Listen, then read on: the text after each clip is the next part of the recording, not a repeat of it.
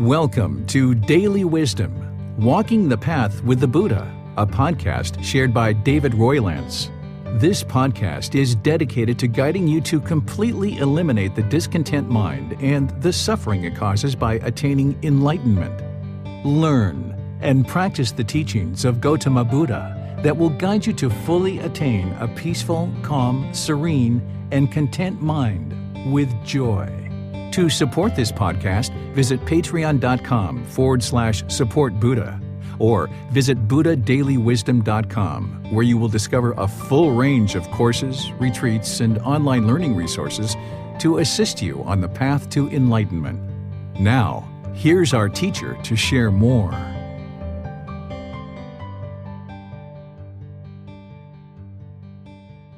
Sawadee Kap. Hello and welcome to Daily Wisdom, Walking the Path with the Buddha. Today we're going to be doing Buddhist chanting to train the mind. Each Wednesday we get together to do either breathing mindfulness meditation, loving kindness meditation, or chanting. We rotate these every 3 weeks. And then on Sunday, we talk about a chapter in this book, Developing a Life Practice, The Path That Leads to Nibbana. And this week we're on chapter 6, which is the middle way, walking the middle way. So each Sunday at 9 p.m. Thai time and Wednesday at 9 p.m. Thai time, we all spend time together as a group to learn the teachings of Gotama Buddha and also to practice them, because on Wednesday we're actually practicing meditation or chanting. And of course, we're always practicing the Eightfold Path, which includes right speech and all the other teachings. We're practicing those every day, every moment.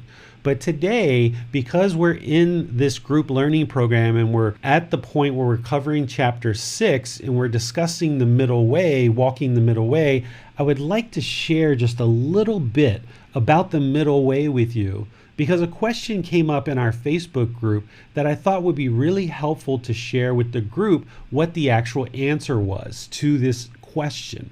And then right after that, we'll move into the chanting so that you can learn about Buddhist chanting, because it's the Buddhist chanting that is part of the training of the mind. So let's just talk a little bit about the middle way, okay? On Sunday, I talked about the middle way in terms of task or activities.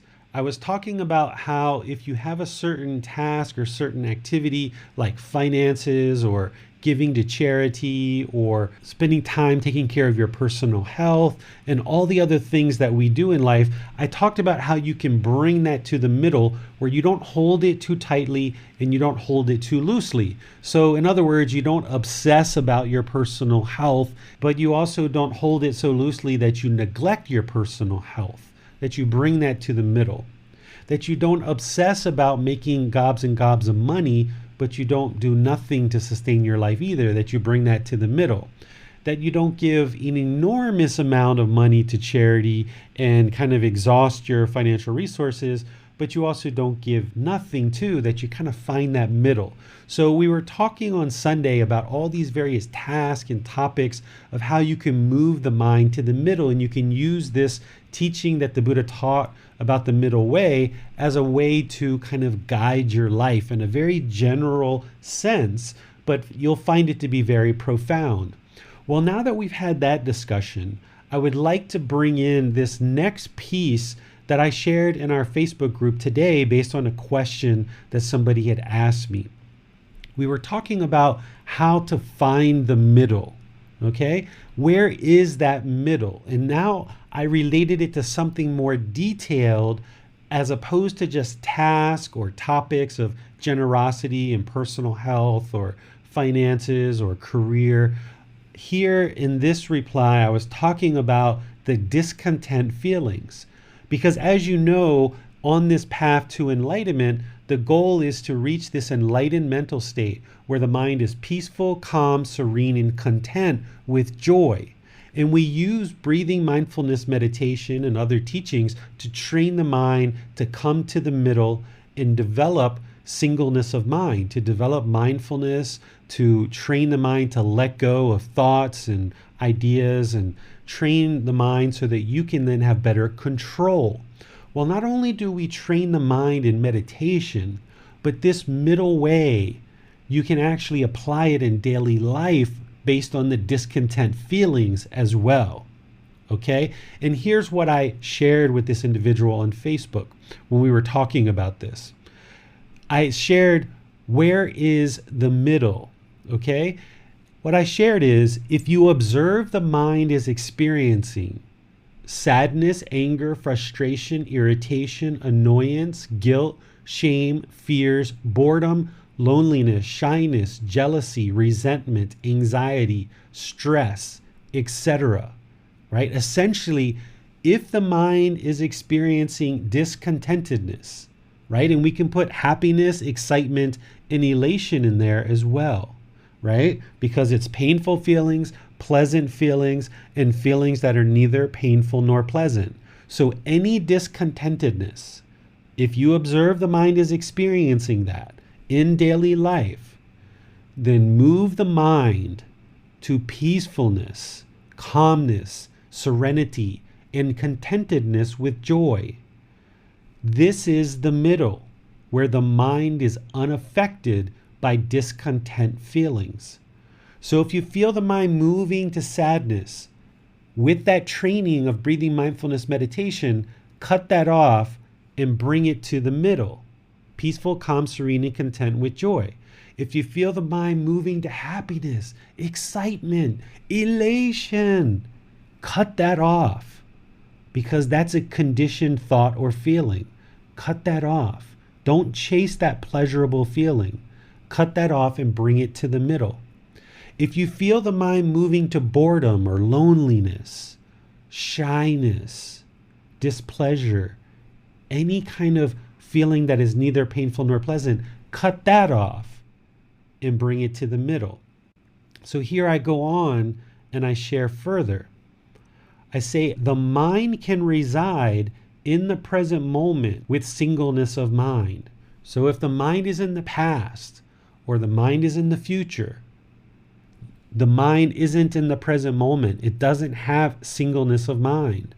But by having singleness of mind in the present moment, not dwelling and worrying about the past, not being anxious or wandering into the future, by being in the present moment with singleness of mind, the mind can be peaceful, calm, serene, and content with joy permanently. That's enlightenment. As one nears closer and closer to enlightenment through training the mind will be able to reside there.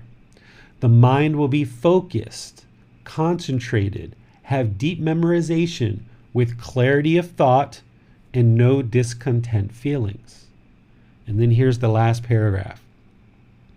So, while one is learning and practicing to attain this mental state permanently, anytime you observe the mind is not in the middle, experiencing discontentedness, painful feelings, pleasant feelings, or feelings that are neither painful nor pleasant, actively apply right effort to bring the mind to the middle, where it resides only in the present moment, letting go of thoughts, feelings, and emotions that are discontent, bringing the mind to peacefulness, calmness, serenity, and contentedness with joy. So a week and a half ago, we talked about the Eightfold Path. Right effort is where you abandon the unwholesome qualities and you arise wholesome qualities in the mind. That's right effort. So if you're practicing breathing mindfulness meditation in daily life, each day you're training the mind in meditation to let go of the thoughts, bring the mind to the breath, let go, bring the mind to the breath, let go, bring the mind to the breath. Wherever you notice in meditation the mind has wandered, let it go and bring the mind to the breath. Now you've got more and more control over the mind because you've been training it in meditation. Now you take that from your meditation practice into daily life through practicing the middle way. What you do is wherever you notice the mind becomes discontent or it's starting to become discontent, You cut it off. You let it go. So if you're in daily life, you're trying to work on this unenlightened mind, moving it to enlightenment. You're in daily life, you're driving in the car, you're at work, you're in the middle of a conversation, wherever it is, in the present moment, with singleness of mind, concentration, clarity, and focus. When you're in that present moment and you notice the sadness, or you notice the anger, frustration, irritation, annoyance, guilt, shame, or fear, this is the painful feelings. When you notice those painful feelings, apply right effort. Abandon those and arise wholesome qualities. Peaceful, calm, serene, and content with joy. Cut off those painful feelings. Likewise, in daily life, when you're noticing the pleasant feelings, and this is going to feel strange to you because you're used to craving those pleasant feelings. You're used to longing for that happiness, that excitement, that elation. That's where the mind feels pleasure. And you're used to that. And you're used to kind of chasing that and desiring that and wanting that. But where you see that, cut it off. Bring the mind to the middle, where it's peaceful, calm, serene, and content with joy, not based on any conditions.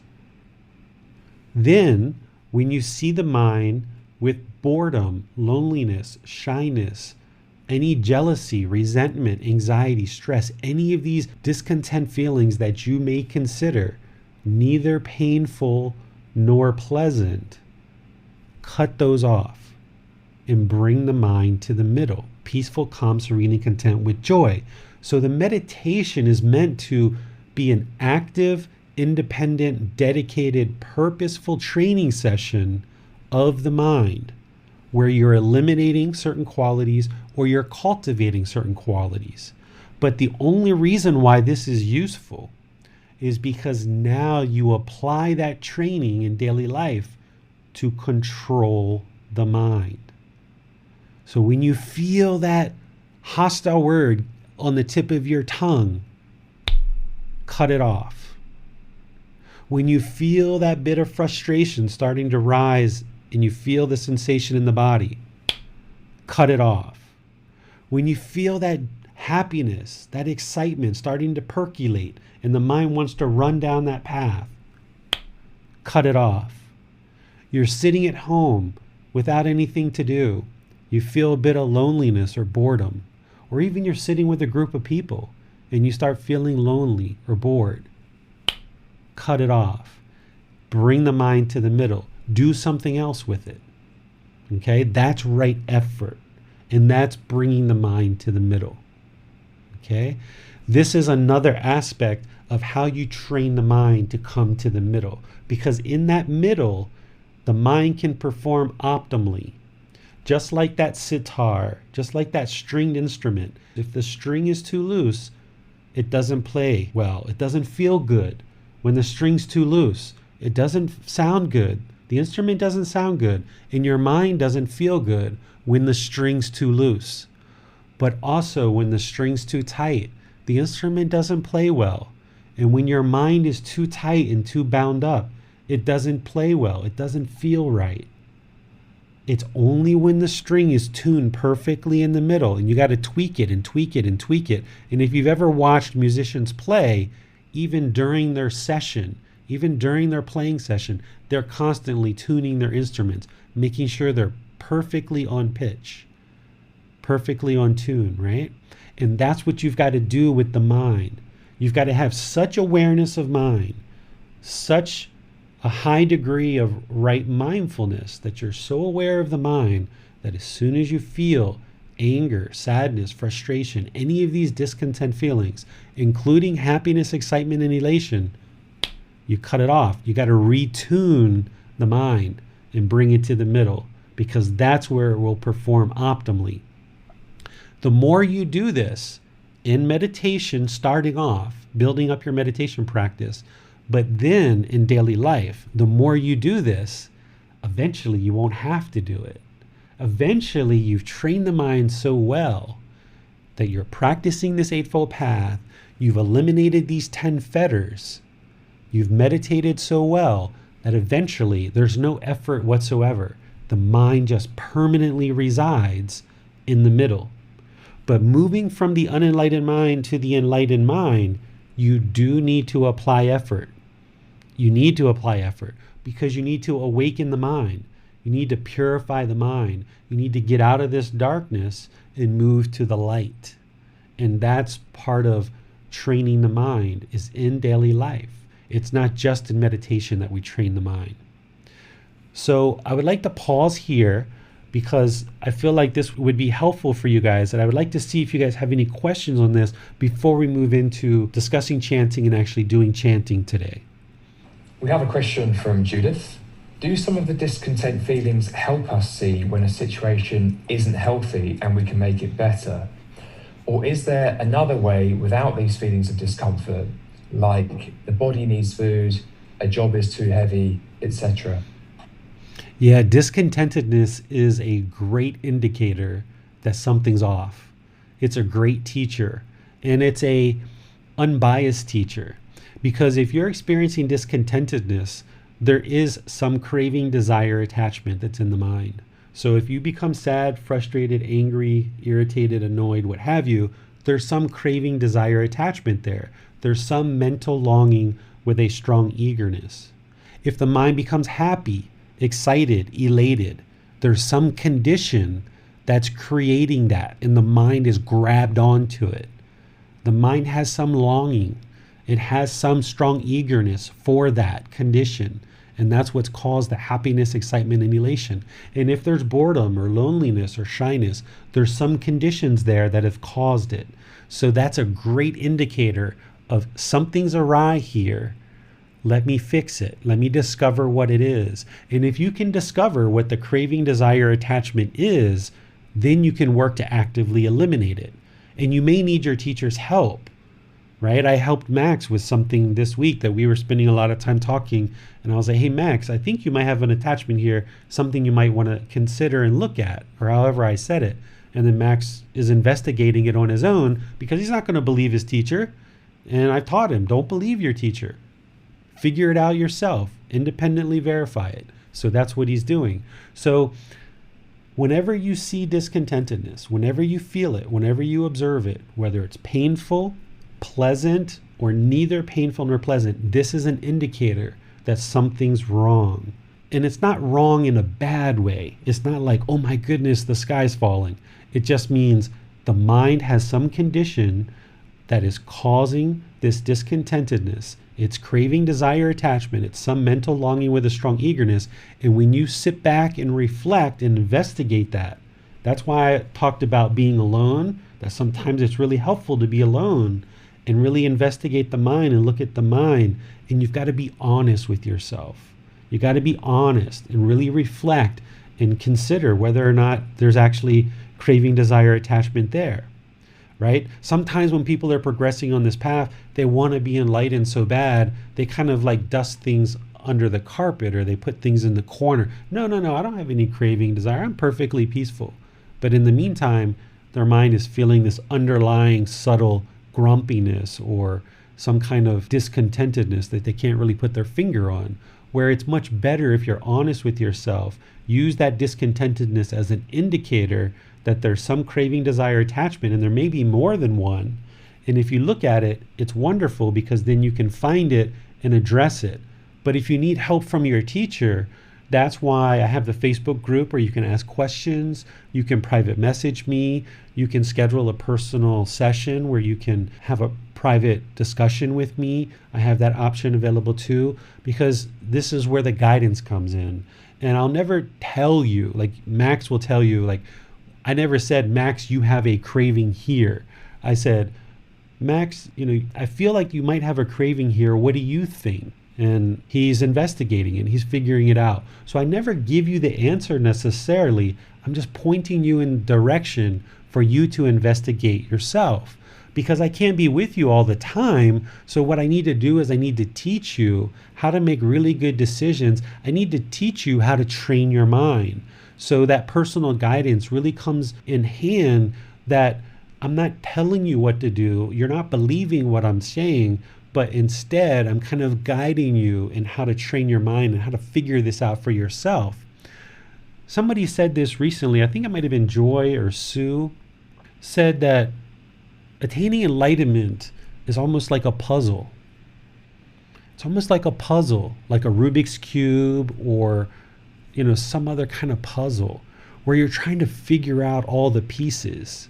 You're trying to understand the mind and how by taking out craving and replacing it with generosity improves the condition of the mind. By taking out the hatred and anger and replacing it with loving kindness, it improves the condition of the mind. By taking out conceit, arrogance, pride, and ego, and replacing that with non-judgment and viewing everyone equally through equanimity, all these different pieces, it's almost like a puzzle. And where your teacher comes into play is, I'm helping to guide you how to solve that puzzle, because your mind is the same as my mind. Gotama Buddha's mind is the same as our mind. He figured out the puzzle by himself. And that's why he really understood it so well, because he figured out the puzzle by himself. But you need guidance. So that's where a teacher comes into play, of helping you see how these puzzle pieces move and shift. But you've got to observe the truth for yourself. You've got to move these pieces around. Get rid of the craving, get rid of the anger, get rid of the unknowing of true reality, get rid of the self, get rid of the ego, get rid of all the 10 fetters, right? Bring in this loving kindness, this compassion, sympathetic joy, equanimity, this generosity, all these other wholesome teachings. You just bring those in and you will gradually see how you're figuring out this puzzle piece by piece. But having that coach or guide is what's really there to help you. So yes, Joy, yes, ma'am, that discontentedness is an indicator, and it's one of the best, most unbiased teachers that something's wrong. And it can really help you. I'll share this story with you. I was talking with somebody just recently who was at home with their mother and said something that they felt like maybe they shouldn't have said. And then later, as they thought about it, reflected, it started causing a little bit of discontentedness for them. And as they looked at the discontentedness on their own, they were like, hey, this doesn't feel right. I feel like I need to fix this and clean this up with my mother. And that's essentially Gama, right? That guilt or shame, even to the little bit of degree that if you talk bad to mom, even you're just a little bit grumpy or a little bit blunt or a little bit aggressive, or to anyone else, not just mom, but to anybody, and you walk away and you don't quite feel right with how that conversation went, and the mind feels a little bit discontent about that conversation, that's your Gama. That's the result of your decisions.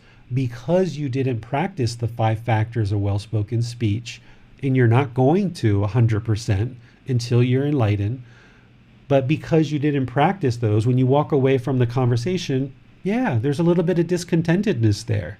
And that's a wonderful indicator. That Gama, that result of your decision, the cause or the action was that you talked unkind, or you talked blunt, or you talked harsh, or it wasn't beneficial, or you didn't have a mind of loving kindness. That was the cause or the action. And the result is this empty feeling, this guilt, this little bit of shame maybe, or whatever, or maybe even fear if you walk away from a conversation. That's your Gama, that discontentedness. And that's why by practicing the 5 factors of well-spoken speech, for example, and all the other steps on the path, by practicing those and seeing how when you do, they result in nothing but wholesome results and wholesome outcomes, this is one of the reasons why the mind is never discontent. Because every single conversation that you're in, you're just always practicing the 5 factors of well-spoken speech, because now you've trained the mind so well that it becomes natural for you. It's not a chore anymore. When you first start out on this path, all this stuff is a chore. Like I talked about, when you're at the bottom of the mountain looks pretty tall. It looks pretty hard to walk up the mountain. But you get halfway up the mountain and you look back and you're like, hey, that wasn't so bad. That was kind of enjoyable. I kind of liked that. this mountain's not so big after all. Hey, I'm getting exercise. I feel good. My lungs, my heart, I'm sweating a little bit. It feels wonderful up here. And then when you get all the way to the top of the mountain, that's where all the fresh air is, right? And it's like, wow, look at this beautiful view. Look at this view. I made it all the way up here on top of the mountain. And you look back and you're like, wow, thank goodness I walked up this mountain. So at the bottom of the mountain, and while you're trudging up the mountain, it can feel like a big chore. But eventually you get to the point where it becomes first nature, it's effortless.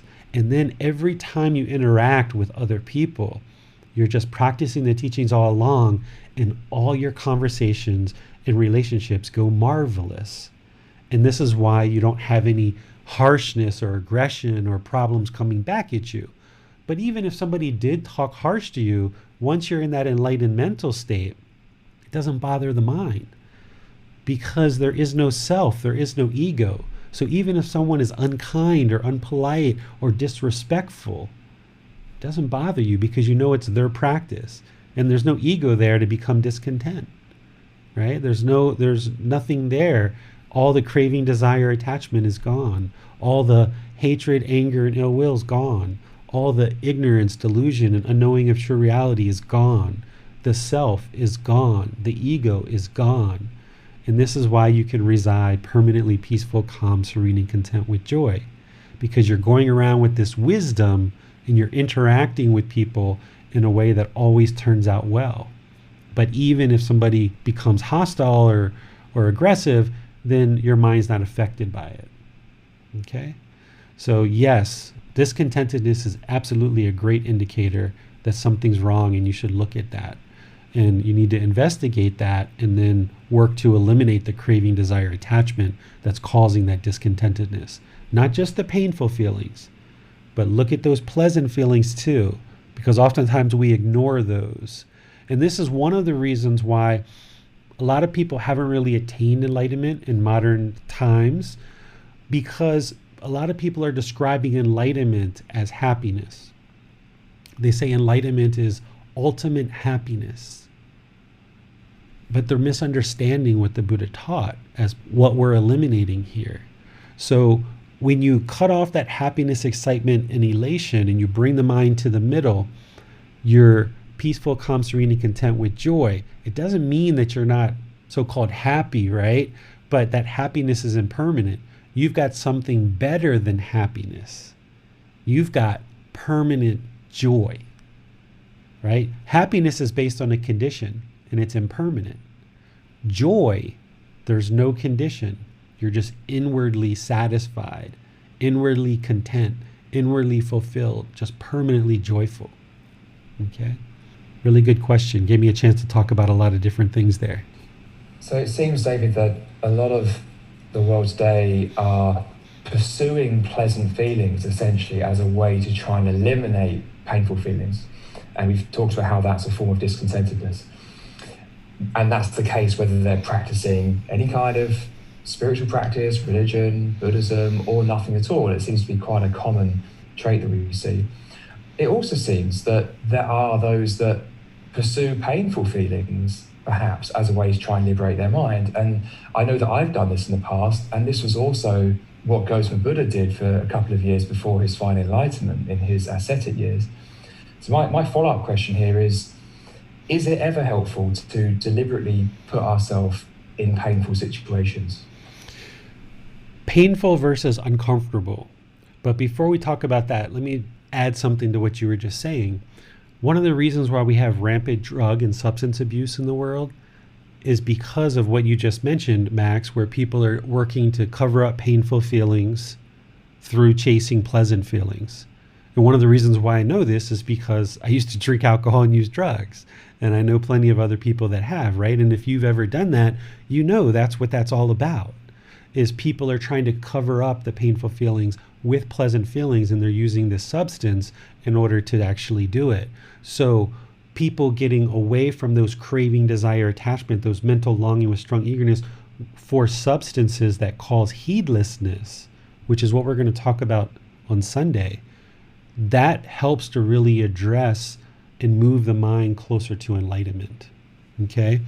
So does it ever make sense to put the mind into painful situations in order to help it become liberated? Is kind of what Max is talking about.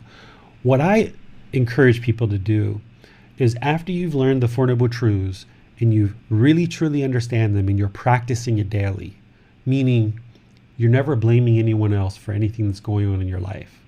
If you're blaming other people for your feelings, or you're blaming other people for certain situations and occurrences in your life, things that are happening to you, if you're blaming it on other people, you're not yet practicing the Four Noble Truths.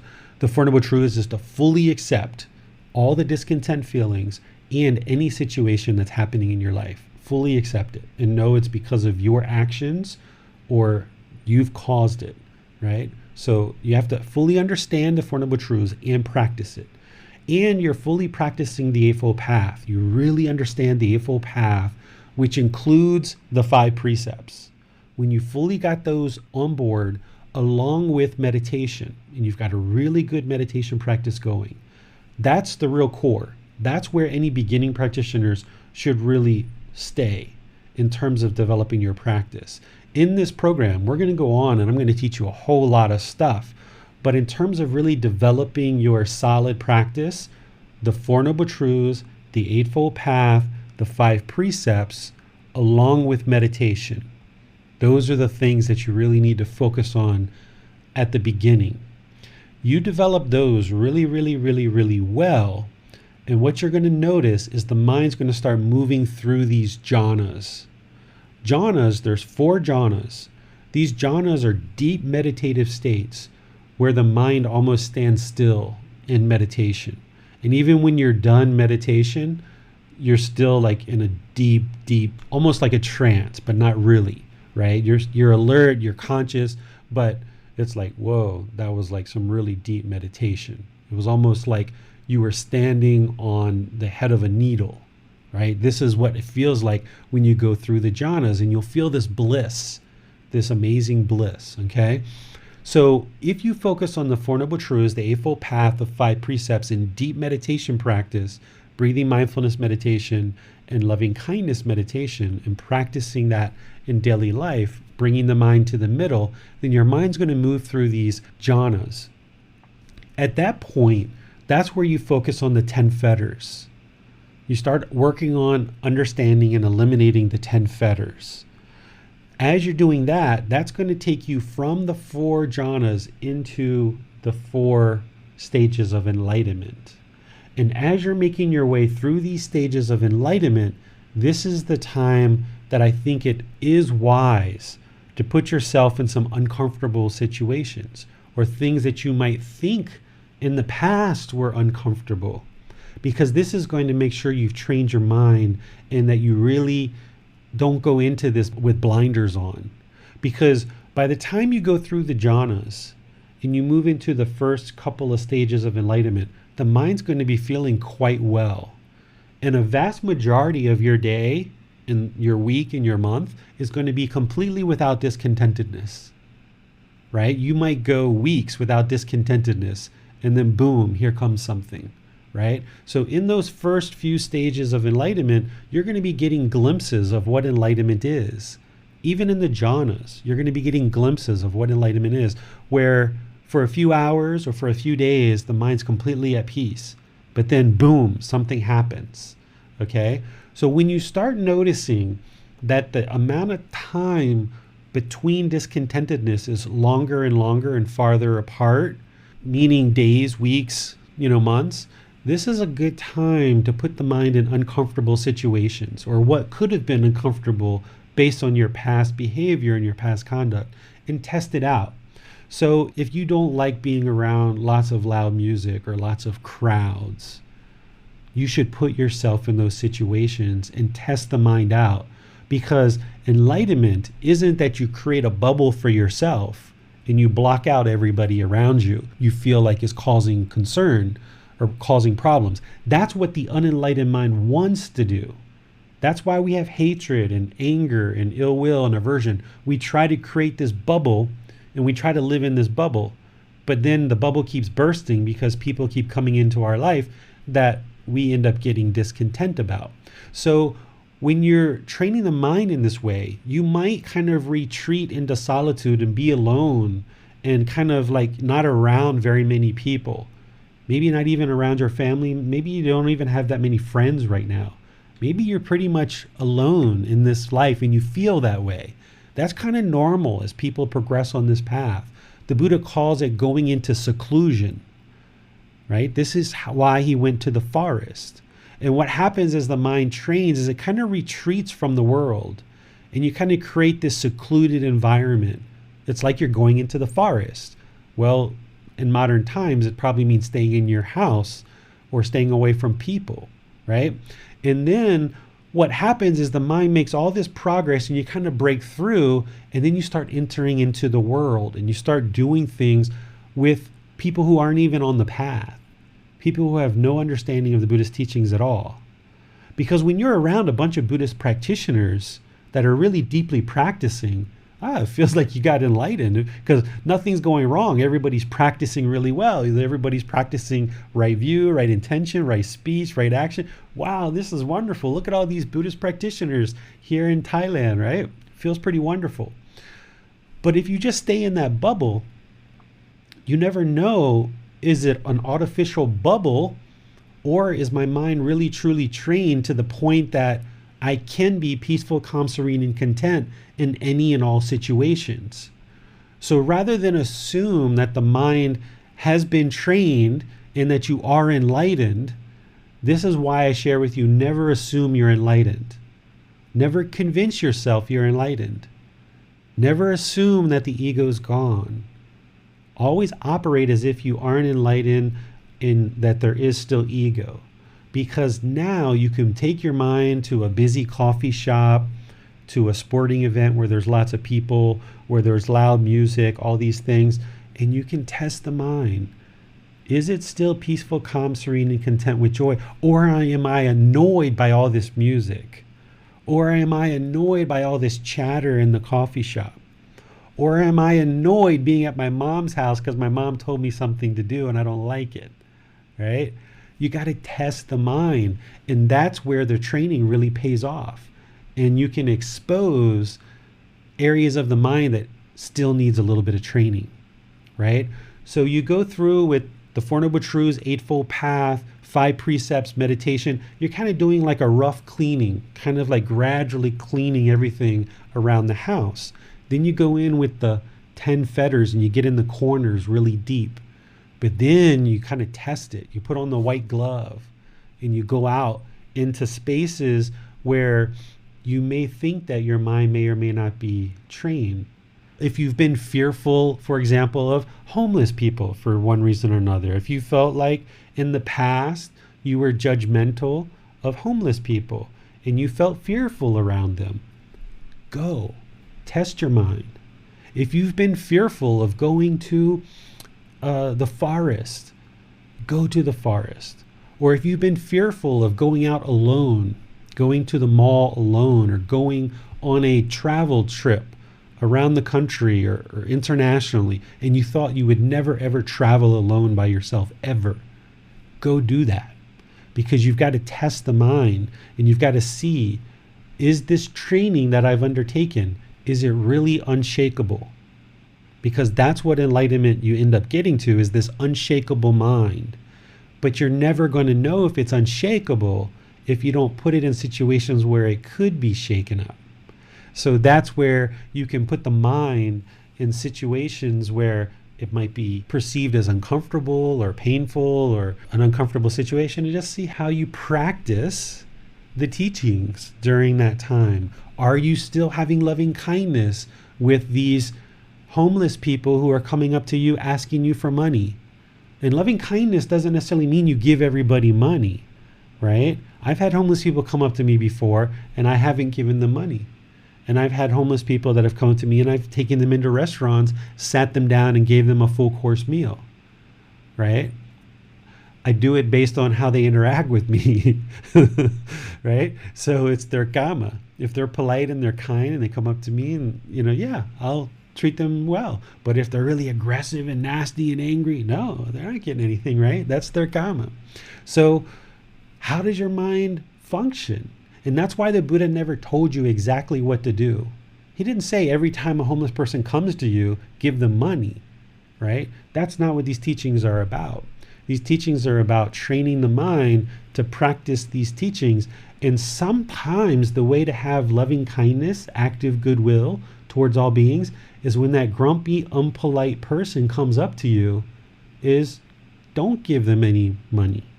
And that helps to teach them when you're not polite, when you're not friendly, good things don't happen for you, right? So the teachings aren't about always everybody doing exactly the same thing all the time. It's about training the mind and then make sure you test it.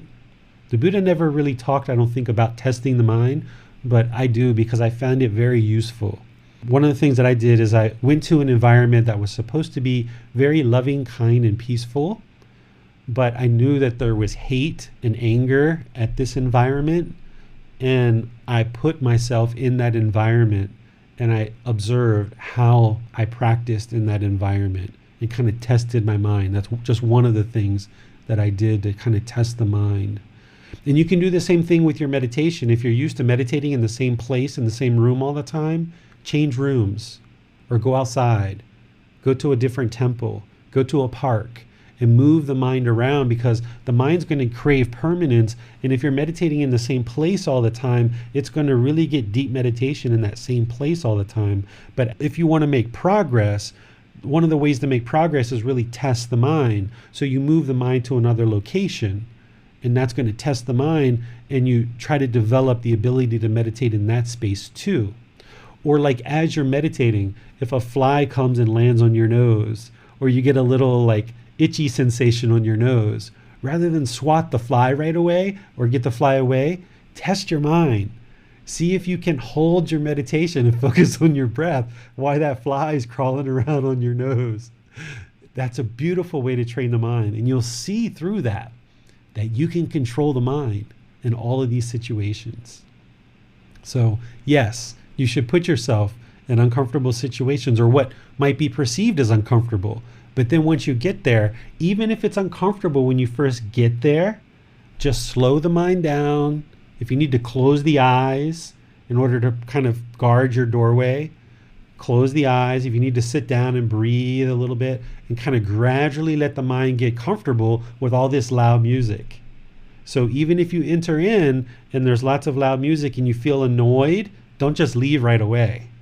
Like sit down, take your time, close your eyes, just kind of focus on the breath and try to cut off those annoying thoughts. And realize that it's not the music. The music isn't what's causing the problem. It's the mind, because the mind craves silence.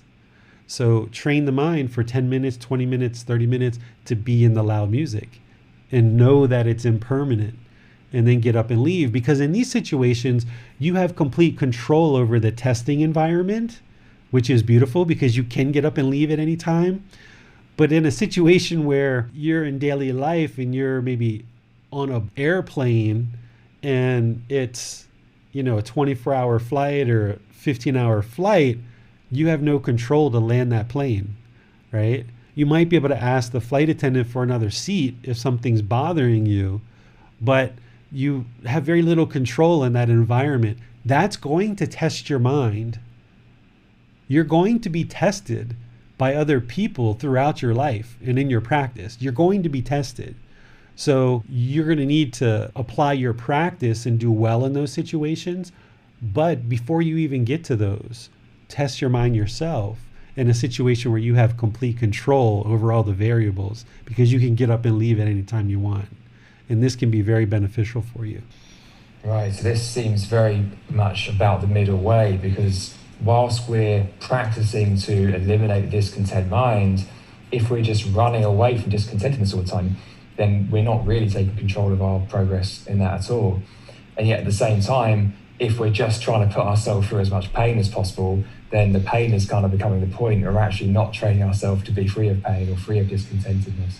So we can use uncomfortable situations to help eliminate our attachments.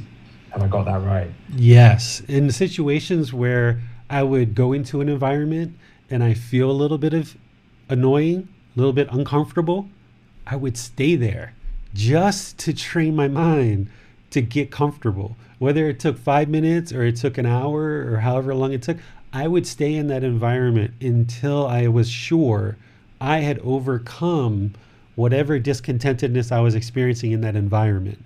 And then I didn't leave and say, all right, I'm done. I mastered that. I was like, all right, well, let me put my mind in another situation like that. Let me put it in another one and another one until you like wring out the towel and every last drop of water is out of there. Every last little amount of discontentedness is out of there. This is what I talk about as the mind being a home improvement project, right? When you're doing a home improvement project and you're working on your home, you want to make sure that wallpaper is up there really, really nice. Or you want to make sure that paint is done exactly right to perfection, because you're going to have to live in this house for a bit of time. And you want to make sure it's been done really, really well. Your mind is your house. This is where you live. The mind is everything. You experience everything through the mind. So rather than kind of like allowing the dust to collect in the corners, get out there after you've learned the Four Noble Truths, Eightfold Path, 5 precepts. You're really practicing the meditation really well. You're starting to focus on the fetters. Get out there and test the mind and put it in situations where it's uncomfortable. There was a monk one time, I was on a boat, and he was on top of the engine compartment of a boat. This boat is like rocking back and forth, going all over the place. Lots of people crowded in. He's sitting on top of the engine compartment, rumbling, vibrating, really loud, really smelly, right? So we've got all these doorways of discontentedness. 1, he was hearing all the sound of all the people. 2, the contact of the engine vibrating. 3, the sound of the engine. 4, the smell of the gasoline from the engine. And he's sitting there trying to meditate on top of this engine compartment.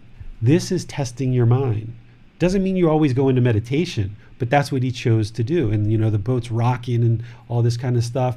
So you're going to be in experiences where you feel uncomfortable. And rather than run or retreat from that, be like, hey, this is an opportunity for me to practice these teachings, guard the doorways, and train the mind to be content here. Because what the mind's going to want to do is going to want to retreat. And depending on where you are in your practice, if you're pretty early on and you want to protect your contentedness and it makes sense to leave, go ahead and leave, right? Protect your contentedness. If you're feeling the real anger and you're about to explode, it's better to leave. That's protecting your contentedness. But finding the middle is acknowledging that that created anger for you, or that created discontentedness, or whatever kind of discontentedness it created. Don't just leave and be done with it and run and retreat and never put the mind in that situation ever again, because that's aversion. That's trying to create a bubble for yourself, and that's not going to work. So note that you retreated from that environment and you did get angry and frustrated, but now put yourself back into that situation over multiple times, multiple situations, until you've observed that it's completely, utterly peaceful, calm, serene, and content with joy. You've wringed out this rag and there's no more water coming out of it. And that's how you make sure there's no dust in the corner and you've really cleaned out the mind and purified it really, really well. We have a question from Javier. What if we feel itchy while meditating? Do we scratch or do we hold the urge stoically? The best thing to do is just focus on the breath, because those sensations that are coming up, they're impermanent, and you need to train the mind that it is impermanent. So depending on where you are in your practice, you might be able to do that for 5 seconds and 10 seconds, and then, I just got to itch, right? But then the next time it happens, try to go to 20 seconds, 30 seconds. I just got to itch, right? But focus on the breath. Don't focus on the itch, because if you focus on the itch, it's going to itch more, right? Focus on the breath and cut off that thought. And then what you'll do is you'll get to this point where you can have mosquitoes and flies run around. Like the nose is very sensitive, lots of nerve endings in your nose. You can have, bugs and mosquitoes and flies jumping around on your nose, and you can still control the mind and not even touch it, right? But you'll never get there, that level of control of the mind, if you scratch every little itch. So try to control the mind to the point where you can focus on the breath all the time and don't scratch the itch. And if you do end up scratching the itch, then just extend it longer and longer and longer so that you get better and better control over the mind. So this is another way of ensuring that you gain control over the mind, is by not scratching the itch during meditation. Manal actually had a slightly similar question. She says, Teacher David, I can understand that a little bit of discomfort is important, that this is one critical part of our practice. Should we, by default, if overcome with discomfort, focus on the breath if it becomes overwhelming as a way to come back to the moment? It depends if we're talking about meditation or in daily life, right? In meditation, always focusing on the breath. Always, always, always, always, always, any discomfort. In daily life, if you're out and about, and let's just say, now that I know you have a husband, Manal, let's just say you're out with your husband and you just happen to feel jealous because some woman is talking to him, right? This is because of craving, right? This is because of desire. This is attachment to the husband. And you see this kind, beautiful woman talking to your husband, and there's some jealousy that comes up. Rather than go over there and butt into the conversation, or rather than storm off to the bathroom or go sit in the car and be angry with your husband later, recognize that this is your jealousy. This is from your attachment, your craving, your desire, and try to cut that off. And if it helps you to close the eyes and not see it and focus on the breath, yeah, go ahead and do that. Use that. Or if you need to just kind of move to another area and just sit there and look at it and get comfortable with seeing your husband talk to another woman, and training the mind that this is okay. This is impermanent. He loves you. He's a dedicated husband. He's, going to be with you for the rest of his life. And you guys have kids together, I think. And just train your mind by looking at them. Maybe the first time you can't look. Maybe you close your eyes and you do focus on the breath. But then maybe it happens again and you feel a little bit stronger. The mind has more stability. And maybe this time you just look at them politely and kindly and friendly. And you train the mind to be comfortable with that. And this will help to release that craving if there's any jealousy, for example. So you can focus on the breath at any point if you need to do that. Let's just say you're feeling shy or uncomfortable going to a new school. You've got classes, it's a new school, and you show up on the first day and anxiety and stress comes over you. Well, maybe you want to sit outside the classroom and just close the eyes and focus on the breath. Or maybe even in the class, you want to close the eyes and focus on the breath. Cut the thoughts. That can be helpful for you. Maybe knowing that you're a shy person and you tend to feel anxiety about showing up to new places, maybe 2 or 3 days before class starts, you actually go to that location of the class, you park your car, you get out, you walk around, you go into the building, you look at the classrooms, and you start feeling comfortable with it. So when you come back in a couple days later, the mind has now been trained to be in that environment.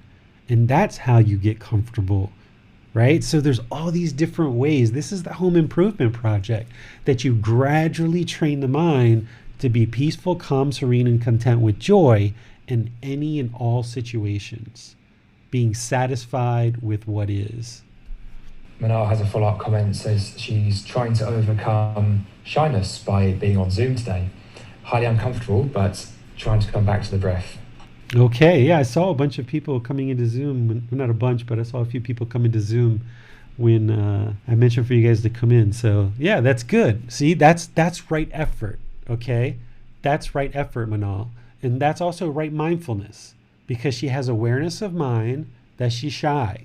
She knows that, right? That's awareness of mind. And now she's applying right effort, which is to eliminate unwholesome quality and arise wholesome qualities by coming into Zoom, right? That's how you take your training and you move it forward, the training of the mind. The training isn't just in meditation. I've talked about this before, how meditation is one of 8 steps. It's just one of 8 steps. So essentially it's about 12% of the Eightfold Path. The Eightfold Path is the entire path to enlightenment. It's 12%, 15%, right? But if you look in the world today, a lot of people think you just meditate your way to enlightenment, that all you got to do is meditate and then everything's going to be wonderful after that. But no, it's things like what Manal's doing by making herself come into the Zoom and getting comfortable with that. And even though you feel a little bit anxious, just focus on the breath and calm down and relax. So this is great training for the mind. And that's why meditation is part of this practice, but it's not the entire practice. There's things you need to do outside of meditation to really move the mind forward and progress it to feel satisfied with what is. Peaceful, calm, serene, and content with joy, moving the mind into situations where it feels uncomfortable and train it to be comfortable in that environment. That's moving the mind to the middle. So David, speaking of the middle way, you recently started a new project which you've asked for my help with. I was wondering if you might be able to tell us more about this project and why you decided to undertake it. Sure. So in the world of Facebook, there's groups like Daily Wisdom, or I think Daily Wisdom is the only group that's like this, where it's an open group, anybody can join, it's a public group, and I'm in there teaching. And if anyone else tries to teach, their comment gets deleted.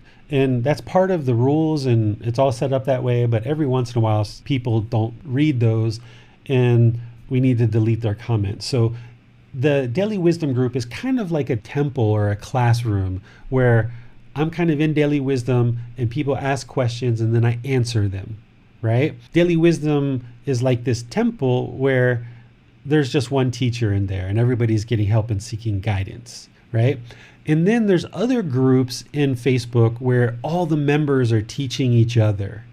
And this is 99.9% of all the groups in Facebook, is where all the members are teaching each other. So you might ask a question and you get 100 or 200 different replies all over the map.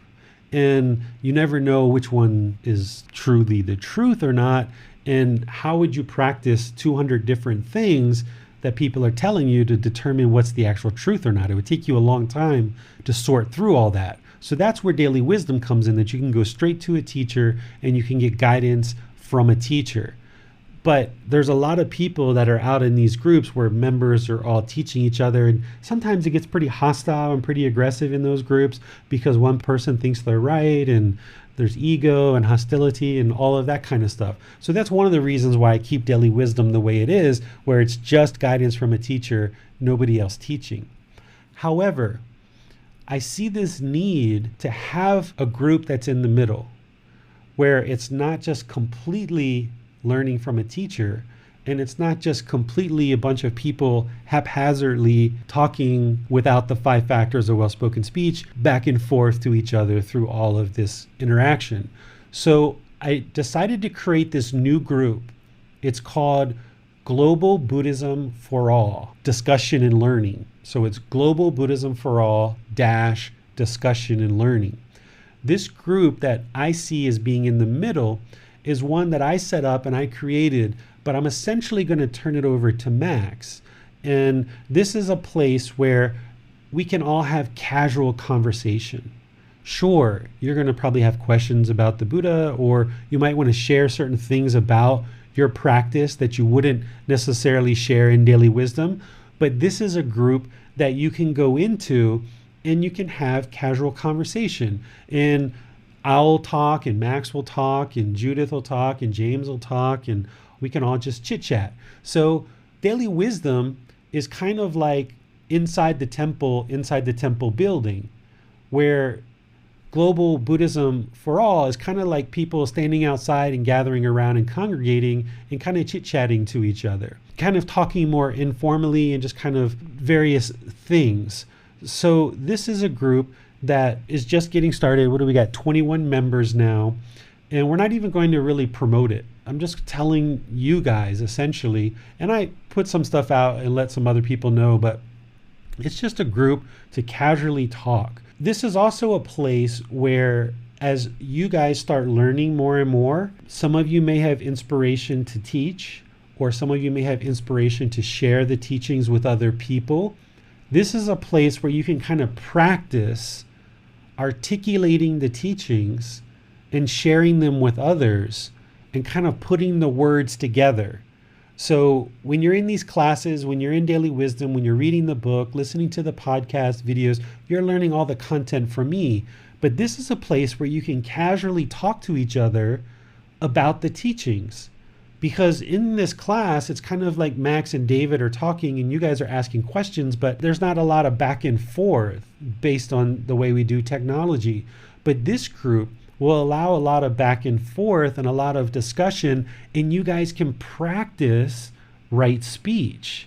And when somebody disagrees with you or somebody has a different opinion of you, you can train the mind that it's okay for people to have disagreement, and you can still talk with them politely, respectfully, kindly, with loving kindness, with compassion, and not allow the mind to get frustrated or irritated or angry. So this is a group that I see that's in the middle, that it's not all these people haphazardly talking to each other and being hostile and aggressive, kind of like out in the wild jungle in the forest, but it's also not like Daily Wisdom where it's just student asking teacher a question, teacher replying, student asking another question, teacher replying.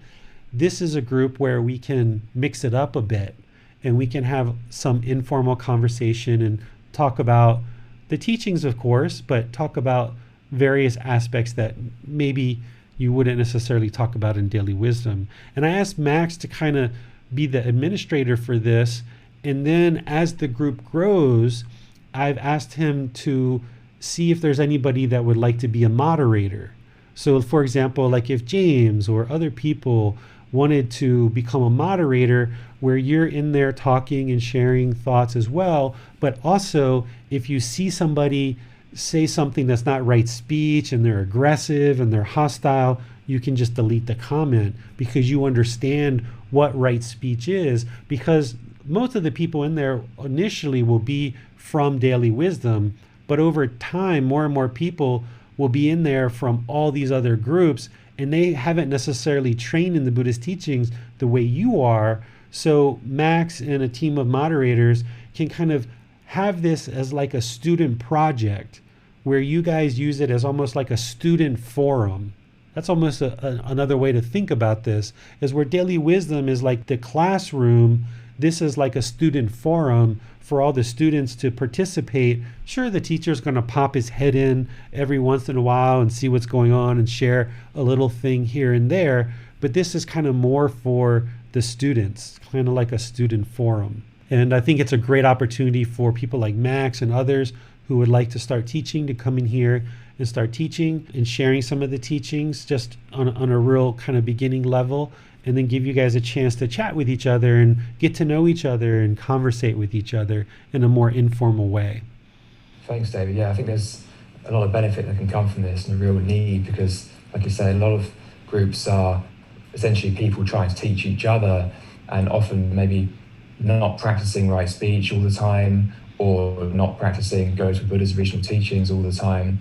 And often they are, and predominantly they are, but of course, to someone who's new, they don't know necessarily what's working or what isn't, and maybe sent off in the wrong direction. So I'm hoping that with this, we can actually produce something that's a really useful, helpful hotbed for people to come into and see how these teachings are practiced, as well as learn and acquire teachings and ask questions, but also see it in action as well. So glad to be part of it. Thank you. And if anyone is interested in moderating it down the line, please get in touch with myself or David. Yeah, I think it'll be a great addition to our community, because Daily Wisdom has been around for 2 years. This month, it marks the 2-year mark for Daily Wisdom. And now I see this need for more informal discussion. And had I thought about it, I might have named it, Daily Wisdom Student Forum, because that's essentially, what it is. But it's more than just people who are learning with me. We want to invite other people from other places who are learning other things, and they can come in here. So I think this name is probably more appropriate, although we always have the flexibility to change it because the name of Facebook groups are impermanent. But yeah, it'll be an interesting project to see how it gets used. And I would like to invite you guys, if you're not already a member, that you can go into Facebook and you can pull this up, Global Buddhism for All, Discussion and Learning.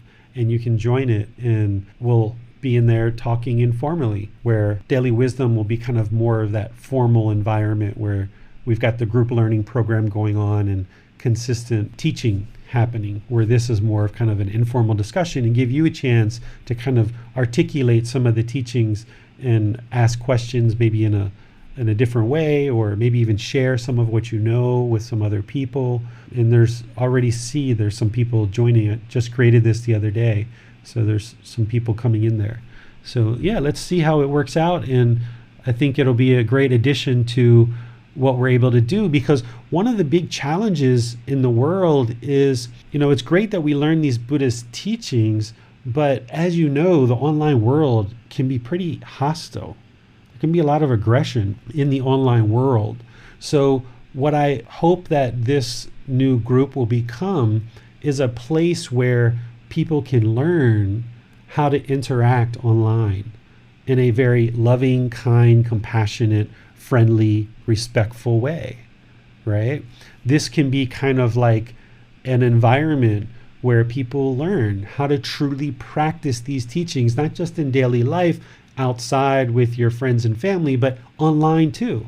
Because while Buddha called this right speech, it's really like right communication, right? Because nowadays, yes, we speak, but we also have email, we have private message, we have text chat, we have posting online, we have all these different methods of communication that didn't exist during the lifetime of the Buddha.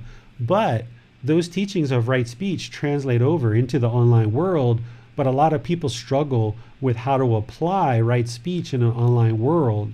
So what this is going to do is it's going to allow people to practice right speech online with a little bit of guidance from people like me and Max and others who are kind of around just to kind of see if somebody is not practicing right speech, and if they aren't, then we just delete the comment and we check off the rule that shows them that they're not practicing right speech, and then they know, okay, I need to look into that and I need to improve my practice. So it can be a great little place to communicate and learn and train the mind how to practice right speech online. Another nice thing about this group as well will be that everyone will have the opportunity to share things. So provided that it meets the group rules and it is relevant to the group and that it is the teachings of the Buddha, anyone can share a post. And the idea of daily wisdom is that people can come in and ask questions of David and get David's guidance. But with this, you can share anything, a nice image, provided that it also has some useful teaching that is from the Buddha. So it's a much more open forum, and it's designed to encourage everyone to come together and discuss and learn.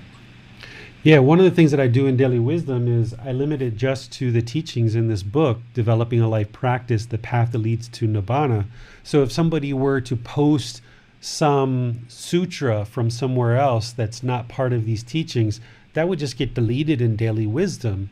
Where here in this group, already today, we've had somebody post something from somewhere else and said, hey, David, I want to get your thoughts on this sutra or this teaching. How do you interpret this? How do you practice this kind of thing? So, I just let it go in and answer the question right here, because Daily Wisdom is for people who really just want to stay focused on learning and practicing these teachings from Developing a Life Practice. And that might be where you want to stay, because not everybody needs to come into this group, right? Because sometimes it's good to not have a lot of online time. And just if you are going to go online, you really want to keep it targeted just to learning the core teachings of the Buddha with a teacher. You may not be interested in interacting with people right now, and that's okay. That's where your practice is, and that's completely fine. So you stay in Daily Wisdom. But if you feel like you kind of want to venture out of the bubble a little bit and kind of try a little something, then that's where this group will come in and give you a chance to venture out a little bit. Thank you, David. We have no questions at this time. Okay, so let's go into the chanting then for all of you guys that are here to learn some chanting.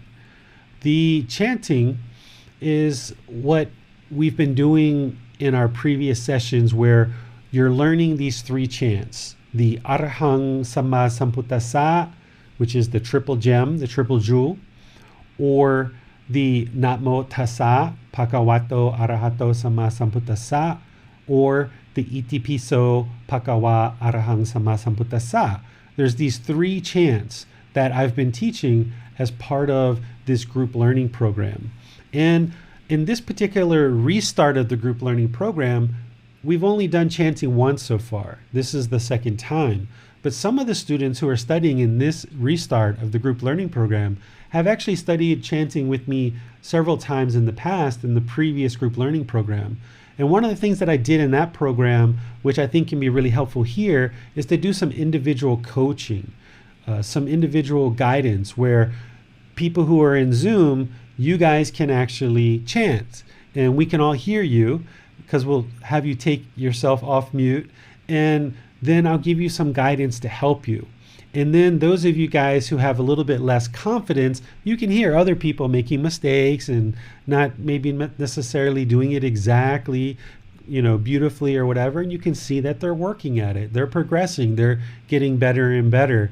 And this is a great way to eliminate shyness, right? If you're afraid or fearful of maybe getting some coaching by the teacher or chanting in front of everybody in class, this can be a way that you can apply right effort and get over some of that shyness.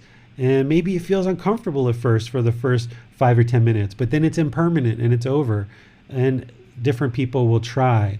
So in our last time I did this, there was quite a few people who actually volunteered and did some chanting.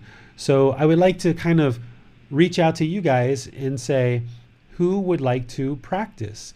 We've got some different people here in Zoom, and if there's anyone listening out in Facebook or YouTube, if you want to look at the login credentials in Zoom in your little comment section there, you can actually come into Zoom and get some personal guidance here with coaching on chanting. So I'm not going to go through and teach these today. I'm just going to have people like Max and others practice. We'll listen to it, and then you'll get a chance to get some feedback. But let me just go through it once on my own so you guys can kind of hear me doing it, and then we can have Max and others to kind of do it as well. And this will kind of help you along to practice, okay? Because remember, everyone's practicing. You guys aren't perfect yet. So here we go. If you want to practice a little bit with the mute off, this is a good time to do that. And then we'll let you guys individually turn your mics on and get some help. Okay, so here we go. Nice deep breath in. Arahang Samma Sambuddho Bhagava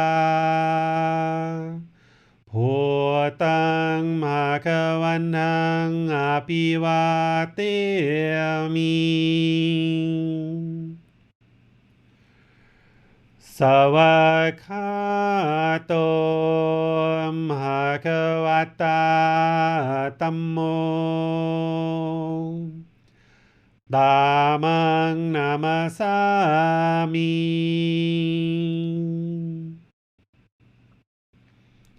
Supatipano Bhagavato Savaka Sangho Sanghang Namami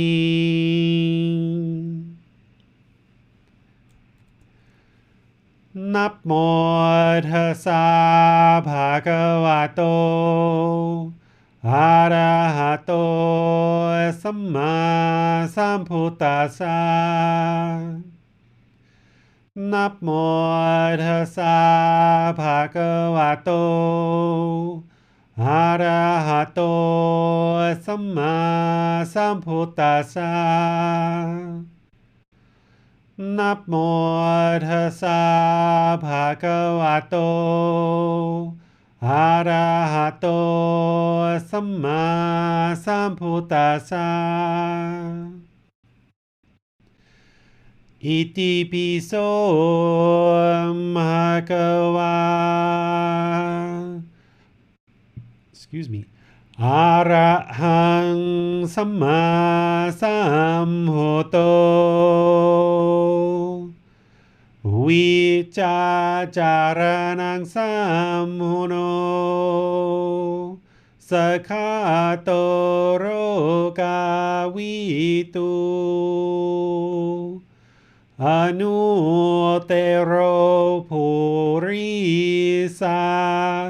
Dhamma sati satatava manusanang Bhuto Bhagavati. Okay, so there you have it, all three chants. Okay, now when we taught class before, I talked about how these chants are really to lead you into meditation. It's to set up mindfulness in front of you. It's to start helping you become aware of the mind, aware of the breath, and kind of lead the mind and ease it into meditation. It's a way of paying respect to the elders. It's a way of building concentration and memory, awareness of the breath and awareness of the mind. One of the other things that I haven't mentioned yet in any of these classes is it also helps to kind of slow the mind down prior to meditation. That's what it means to set up mindfulness in front of you. If you were to come in and just plop down and start meditating, oftentimes the mind is really busy. It's really active and it doesn't want to sit down and actually meditate. So by hearing that chanting and just kind of slowing the mind down, notice we didn't go through that really fast. We didn't go through it really quickly just to show how, great I can memorize these teachings or memorize these chants. We took our time. We progressed through it nice and easy. This helps to slow the mind down each time prior to meditation. And then you get more benefit out of the mind because the mind is more focused, more concentrated, and it's been slowed down, has more mindfulness, more awareness of breath. And when you come out of meditation, it helps to ease the mind out of meditation. There is no special powers in these words. There is no prayer here. There is no asking for any benefit. Gotama Buddha died. He's dead. He shared his teachings. He's not helping us with anything at this point. He did his work. He's resting in peace, whatever is going on, right? We don't know. He didn't tell us what happens next. So these chants are to get the benefit for the mind, training the mind, okay? So that's what we're doing here when I'm coaching you, is helping you to get these benefits. So if I have you slow your tempo down or have you change a pronunciation here or there, it's helping you build that concentration, that memory, and kind of helping you slow the mind down maybe, depending on how your tone or your tempo is going. So there's no necessarily right or wrong, so to speak. It's more about kind of fine-tuning that sitar, those strings. What I'm doing as your teacher is helping to tune those strings and bring the mind to the middle with this chanting. So with that said, who would like to go first? Well, David, I know that you coached me last time we did this, but give it a try and maybe chip away at what's left. Sure. Let's see what you got, Max. You're usually the class leader, right? You're like you're the one everybody probably expected to volunteer first. Right. Well, I'll get it moving, and maybe someone else would be willing to go after me. Yeah. Shall I go with the triple gem? Yeah, you want to start with the triple gem? Okay, let's do the triple gem. Okay, let's go, Max. Let's see what you got. Everybody turn your recorders on, okay? Arahang Samma Sambuddho Bhagava Buddhang Bhagavantang Abhiwademi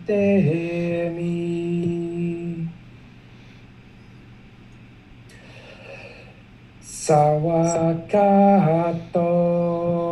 Bhagavata Dhammo Dhamma Namasami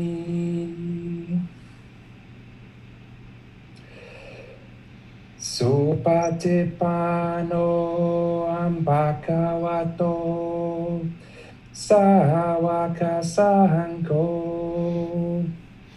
Sanghang Namami.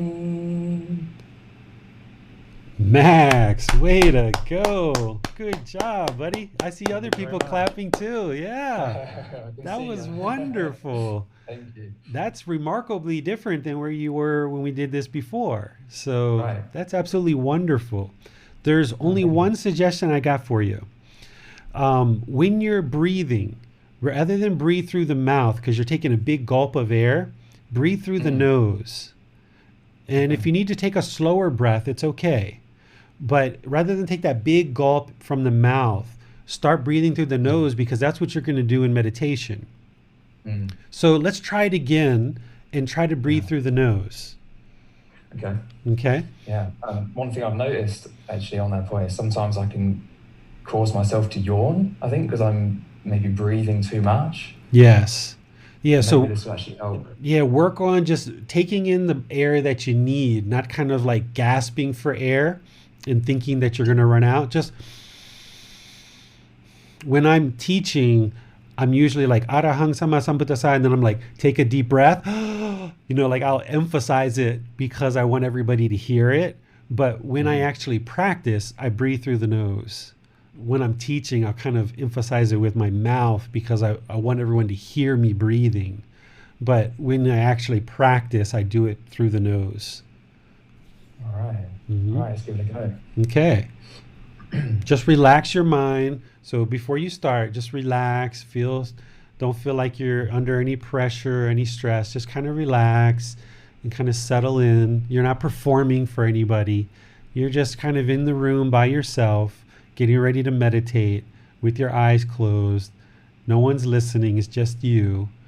And just relax. And now go whenever you're ready. Arahang Sama Sambuddho Bhagava Buddhang Bhagavantang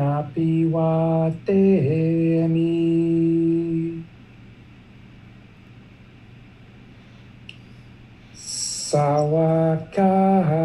Sawakato Bhagavata Dhammo Dhammang Namasami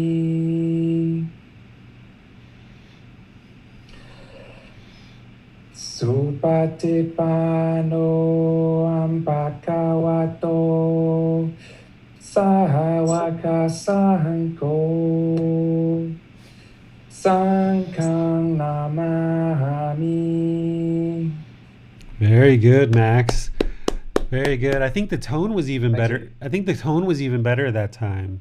The first time, Right. I could tell you were kind of in your upper register. Not that we're trying to, record a Billboard's best hits here or anything, Right. but I could tell you were in your upper register, maybe feeling a little bit more anxious or stressed.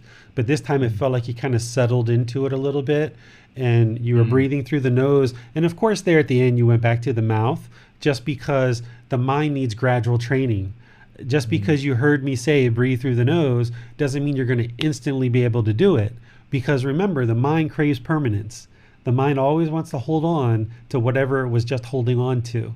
So even though the first two phrases you breathe through the nose, that last phrase you breathe through the mouth. And that was just because the mind needs that gradual training. But now that you know to breathe through the nose, you can do that on your future chanting when you're doing this at home and doing it by yourself. That's great, thank you. I noticed an immediate improvement on the second time breathing through the nose, maybe not forcing it out quite so hard after breathing through the mouth. And also just working to relax the mind a little bit. I think just finding the middle actually seems to help that come out a lot more easily. Yeah, you seem more Thanks. relaxed. You probably felt better doing it the second time. You weren't thinking about the thousands of people that are hearing you on the podcast and Facebook and YouTube. This is all great training, right? This is all great. Putting the mind through uncomfortable situations. Yeah, just pretend like you're in your room by yourself. Nobody's judging you. Everybody here is just looking to help you. Thank you very much. All right, who's next? All So right, James, your hand is up. Great stuff, James, new contestant. Come on down. The price is right. Arahang Sama Sambuddho Bhagava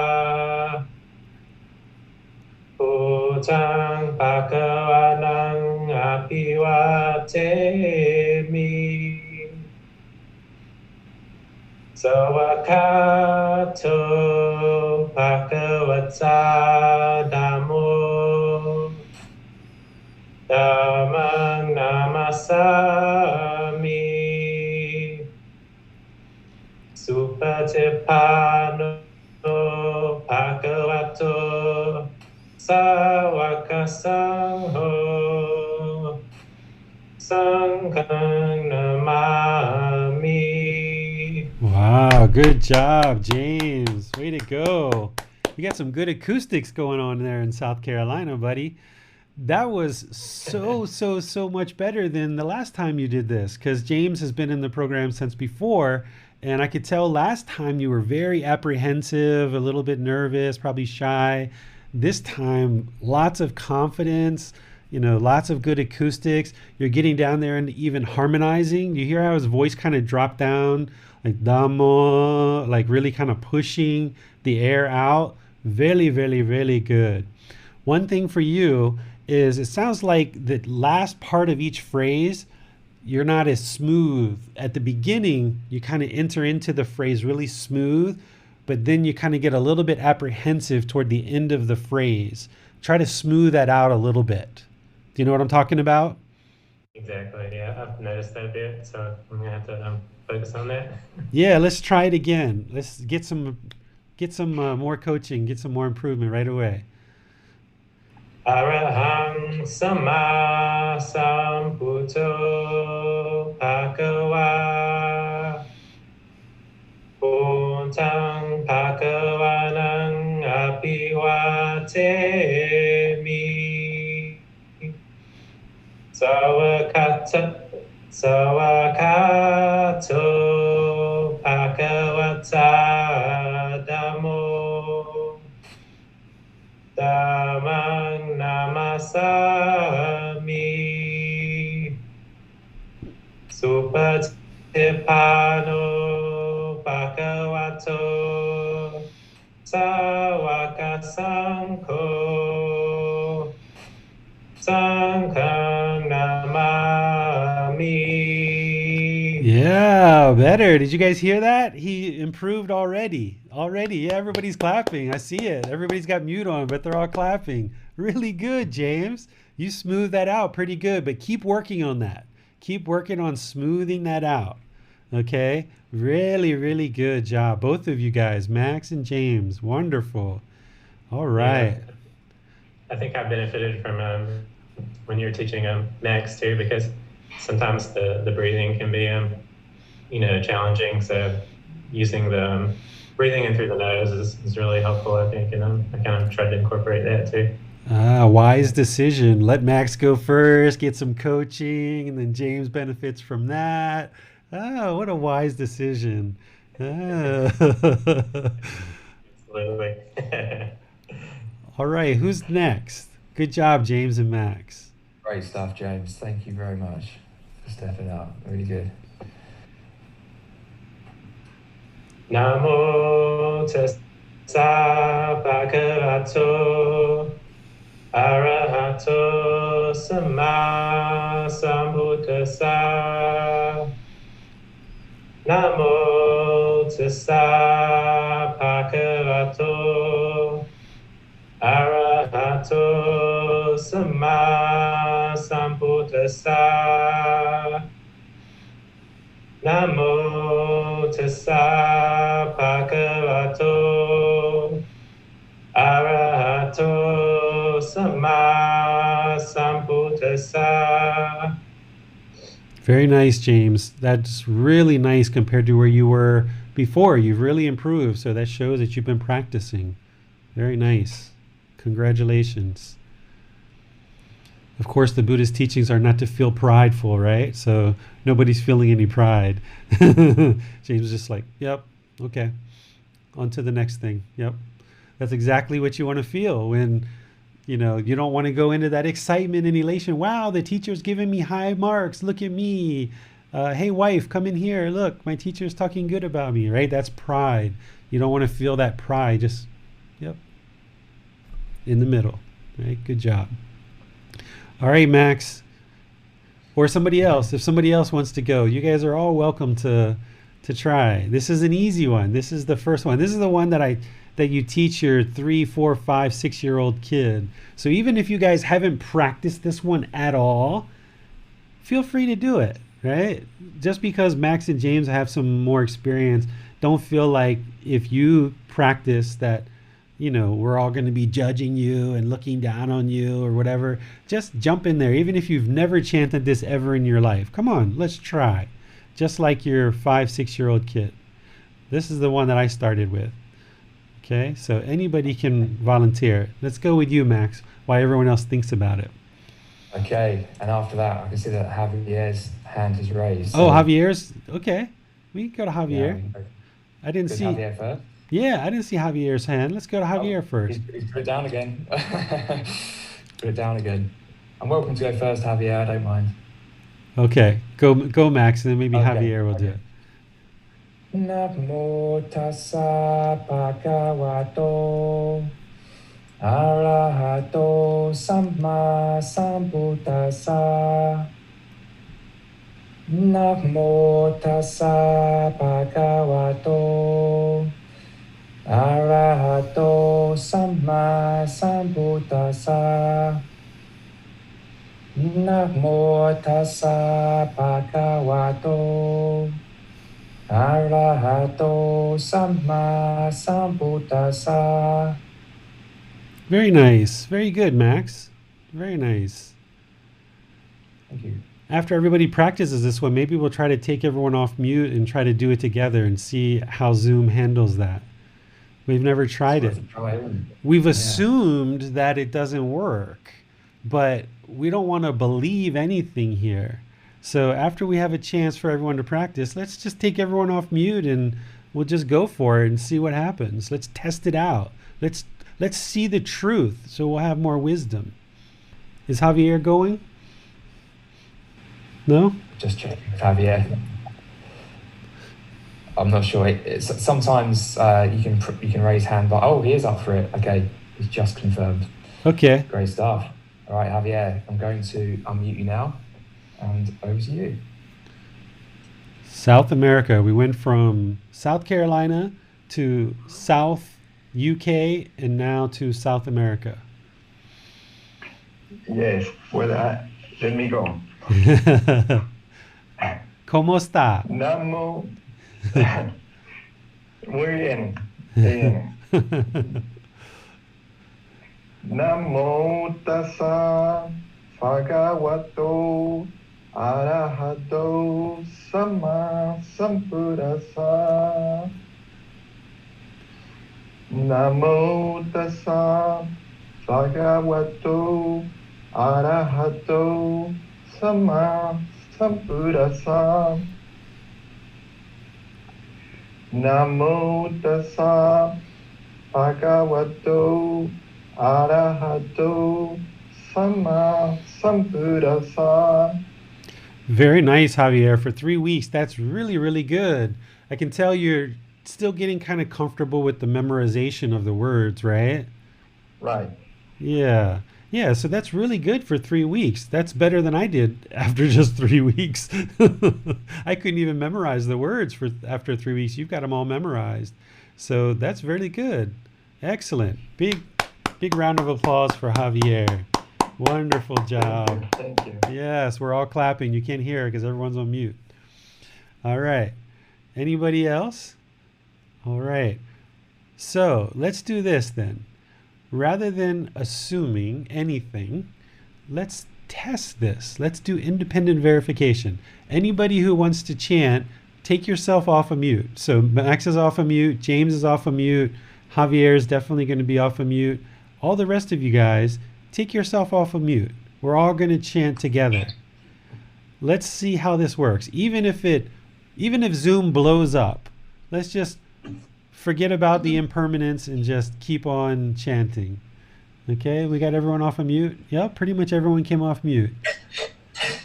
Linda and Chattel are still on mute. Maybe they're in an environment where they can't take us off mute, or they can't take themselves off mute, or they may not even be able to chant in the environment that they're in. So, all right. So the vast majority of you guys are off mute. Let's do this one together. Take a nice deep breath. Inhale. Together. Namo tassa bhagavato arahato samma sambuddhassa. Namo tassa bhagavato arahato samma sambuddhassa. Namo tassa bhagavato arahato samma sambuddhassa.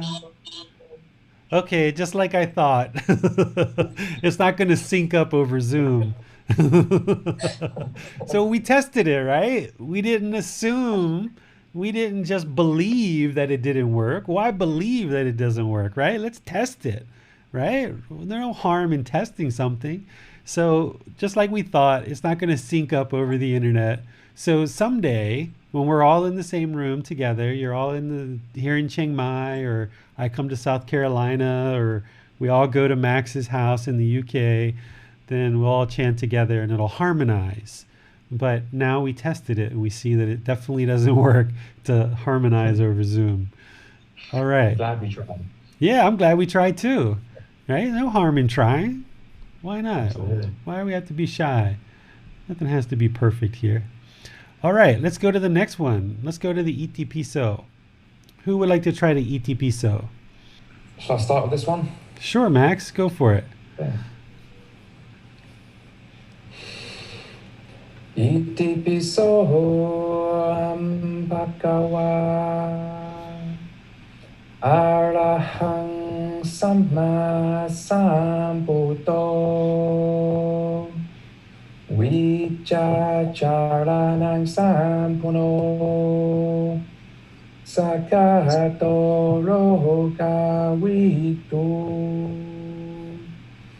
Anuttaro purisa dhammasati satatawa manusanang Bhutto bhagavati.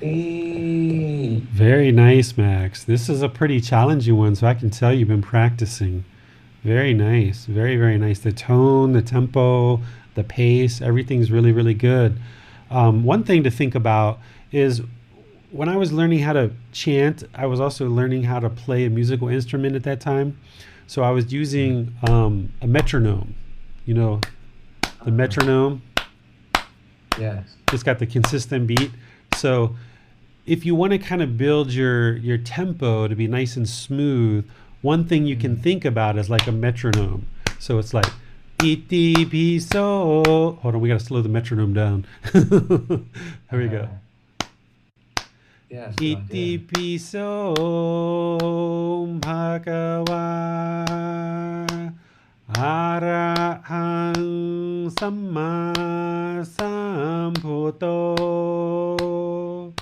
Right? So you can kind of like really even out, because one of the things I notice is like a couple of the words, or like especially like the first phrase, I think you nailed the words, the tempo, the tone, everything was like exactly wonderful. And then when you got into some of the other ones, you might have hurried up on a couple of syllables, and you might have actually slowed down on a couple of syllables, where you kind of want it to be the same tempo even over the whole chant. And this is evening out the tone and tempo and bringing the mind to the middle. The more you bring the mind to the middle, you'll be able to chant this in a nice even tone all the way through with a nice steady tempo. Mm-hmm. Yeah, thank you. Nice idea. I'll give that a try. Yeah, let's try that again and see how it goes. Okay. Iti piso bhagava arahang samma sambuddho vijajaranang sampuno sakato roga vitu anuttaro telo pulisa dhamma sati sata tawa manuhusanang Bhutto Bhagavati. Yeah, very nice. That's the way, Max. Yeah, you nailed that. Yeah. And this is I think really the first time I slowed down a bit on the second and third phrase. I noticed that. yeah, time. that was wonderful. Great modifications. And this is actually amazing that you guys are practicing by yourselves and getting this. I don't know if you listen to me doing it while you're practicing or not, but typically the way most people learn these is within a group setting, which is easier because you've got 100, 200 people around you chanting, so you can kind of blend in with everybody and you can kind of refine your chanting really easily if you're in a group of 100 or 200 people. But by you being at home, you don't really have anybody around you. You're just kind of doing it on your own. It's kind of like if you're playing guitar by yourself, you would actually learn better if you had 4 or 5 other guitar players around you who are actually playing really well. You can just pick up and go along with them. Whereas if you're at home by yourself, it's a little bit harder. So the fact that you and James are doing this well, and Javier too, actually, Javier did really, really well. The fact that you guys are doing this well, doing this on your own, it shows that you're dedicating time to practicing it. So this is wonderful. All right, James, you want to give this one a try? Iti piso bhagava arahang sama sambuddho vichacharanang sampuno sakatoro gavitu anutero purisa Dhamma sati sate dewa manusanang Bhutto Bhagavati. Nice. Very good, James. Very, very good.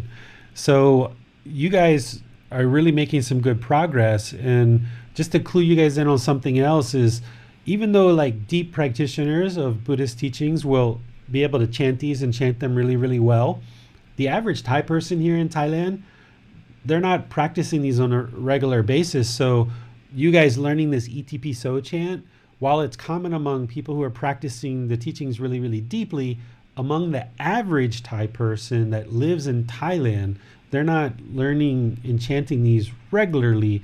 They're just practicing the Eightfold Path. If people go to the temple regularly and participate with the monks regularly, the lay people are going to learn to chant these and they're going to chant them really well. But there's only a certain segment of the population that actually does that. So this is wonderful that you guys are spending time to learn this and make it part of your practice. What about Javier? You want to try this one, Javier? You can take yourself off mute and give it a shot. No answer from Javier. Maybe you went to the bath. There he comes. No, I just learned the Namo Tassa. I never practiced the other. Okay. Parts. All right. So you stick with you stick with the Namo Tassa then. Yeah, I need to learn the rest. Okay, good. So now Thank you. now that you've got the Namo Tassa pretty good, you got it down pretty good. Keep practicing that one, and now add in the Arahang Sama Sambuddhassa, right? Because that was part of the guidance I gave 3 weeks ago. Is if you wanted to start with just one, start with the Namo Tassa, and then once you get that one, move into the Arahang Sama Sambuddhassa. And then once you get that one, move into the ETP So, because this one's a little bit more challenging. This is more like an intermediate. For a lay practitioner, or a householder, this is almost like kind of like an advanced chant, right? So this is really good that you guys are practicing these. All right. Is there anyone else who would like to either practice their chanting and get some coaching, or are there any questions about the chanting or the middle way or anything that you guys are coming across in your day-to-day life that you would like to ask questions related to the teachings and how to implement them into your life? I'd like to ask David about the chanting. So when I've heard other people chanting this, if I've listened to other podcasts or watched other videos or things like this, it's invariably different. Like, there'll always be a different tempo, different tonality, these kinds of things. Is there kind of a right way to do it? And if so, how do we know that? Or how has it been kept over the millennia and maintained in that way? So just interested to know your thoughts on that. Sure. So Max is getting ready to start doing a little bit of teaching inside of this Facebook group. So let's ask Max a question. Is there a permanent way to chant these? Certainly not. There's no permanent way, right? There's no one fixed way to do this. So everybody will chant them a little bit differently. But what will end up happening is you'll have a temple community, like say the temple, if there's a temple here, like in my backyard, right? Then all the people who go to that temple will kind of learn the way that the master monk does it at that temple. And people in this community will tend to chant it that way. And if you go into Buddhist communities, there tends to be a fairly similar way amongst all the Thai people that they tend to kind of chant these. And then if you go into like Sri Lanka, there tends to be kind of a way that they chant them there with a little bit of regional dialect. If you go into kind of Theravada temples in India, they're all chanting the same Pali words, but there's just a little bit of a slight variation. One thing that I would point out though is when you go into these temple communities, it's oftentimes the monks who are really, really, really refined in their chanting. I mean, super refined in their chanting. And the lay people are just kind of like going through it just a little bit and not really putting a whole lot of effort into it.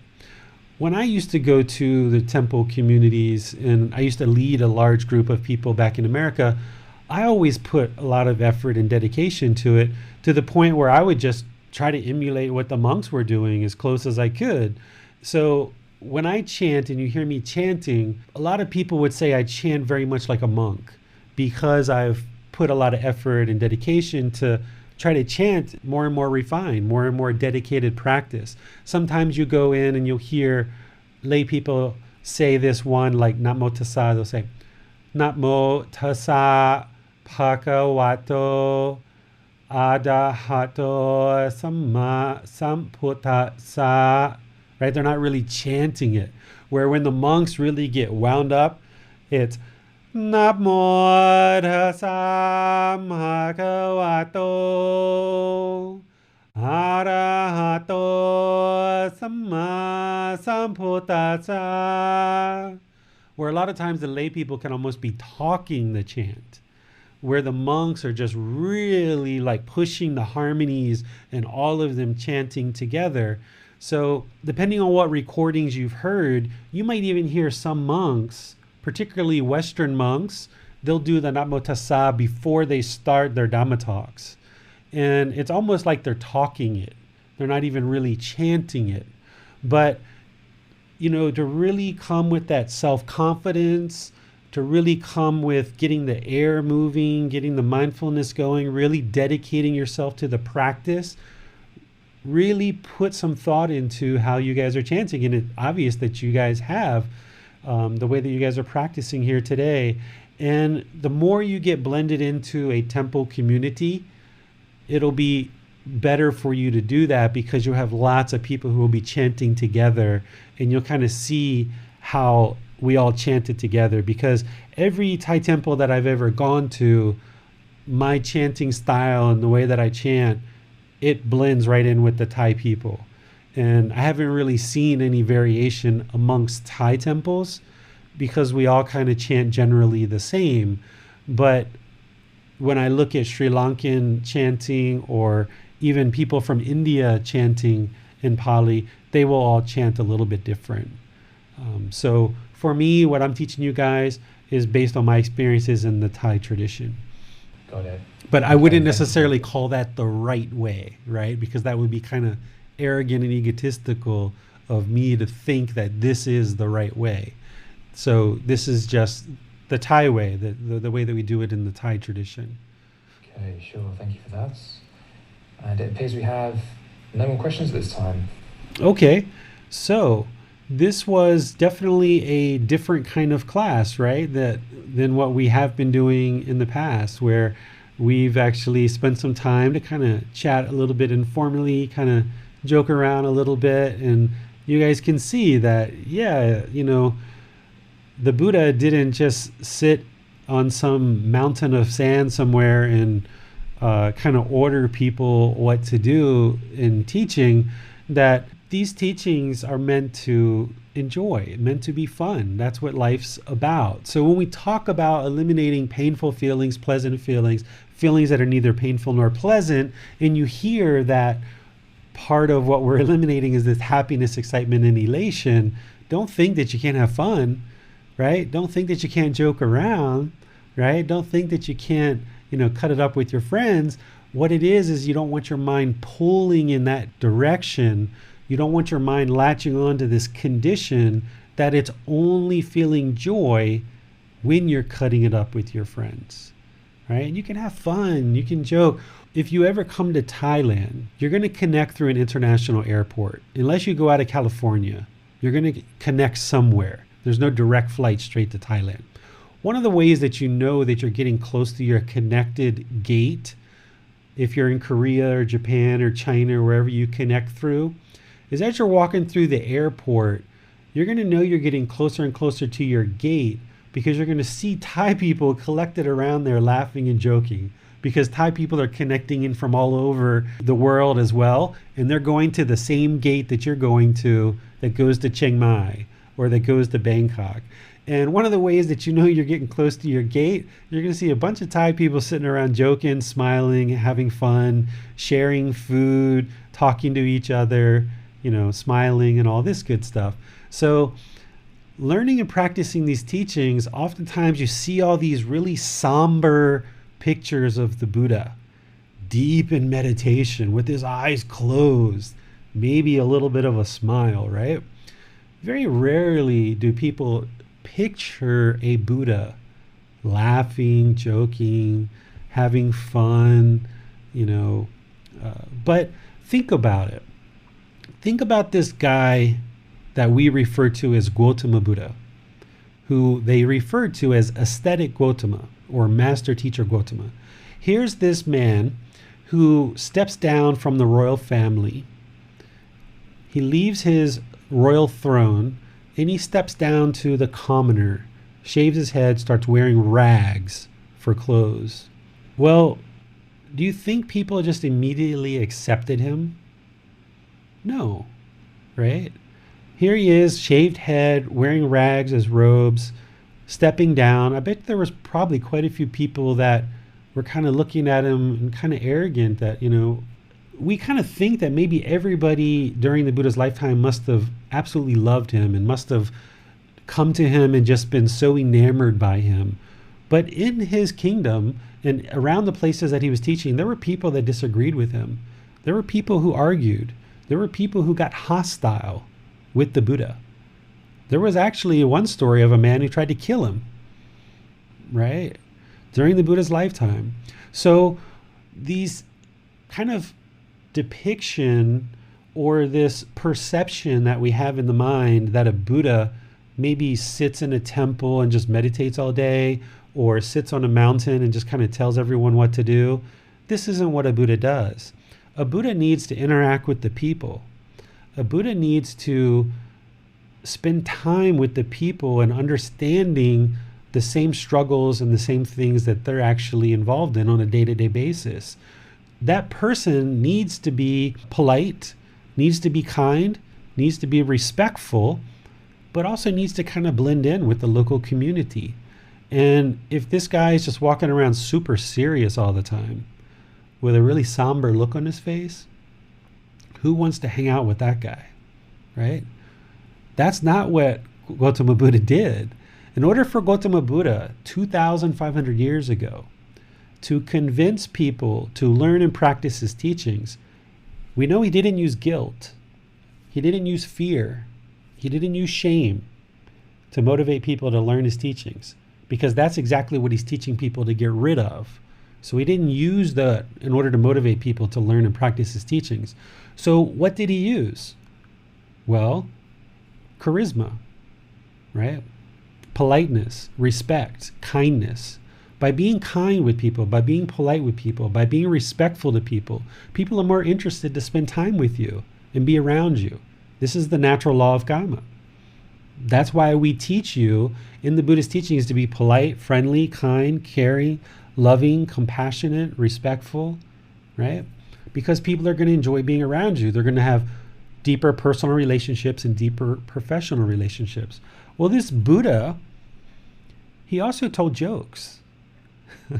He also told jokes, right?